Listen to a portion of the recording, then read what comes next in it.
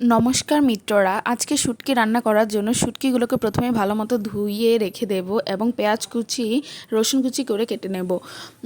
রসুন তেলের ভিতরে রসুন কুচি পেঁয়াজ কুচি দেওয়ার পর শুটকিগুলো দিয়ে দেবো। এই শুটকিগুলোর নাম কি অবশ্যই আপনারা কমেন্ট করে জানাবেন।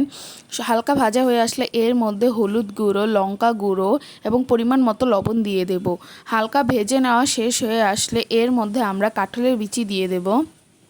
কাঁঠালের বিচিটা অপশনাল, আপনারা চাইতে দিতে পারেন, এটা দিলে আসলে খেতে খুব ভালো লাগে। এরপর বেগুন এবং আলু দিয়ে দেব। মশলাটার সাথে বেগুন আলুটাকে ভালোভাবে মিশিয়ে নেব।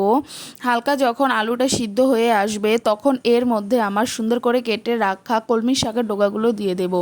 কলমি শাকের ডোকা দিলে এই শুটকি রান্নার খেতেটা খুবই ভালো লাগে। আপনারা বাসায় অবশ্যই এভাবে একবার ট্রাই করবেন। হালকা একটু লবণ দিয়ে ঢাকনা দিয়ে ভালোভাবে সিদ্ধ করে নেব। দেখুন কতটা কমে এসেছে, দেখতেও খুব সুন্দর লাগছে। আপনারা বাসায় অবশ্যই এভাবে ট্রাই করবেন আর আমাদের চ্যানেলে নতুন হলে অবশ্যই সাবস্ক্রাইব করবেন। দেখতে দেখতে দেখুন আমার রান্নাটা একবারে হয়ে গেছে, কমে কতটা কম হয়ে গিয়েছে। অবশ্যই বাসায় ট্রাই করবেন এবং জানাবেন। টাটা।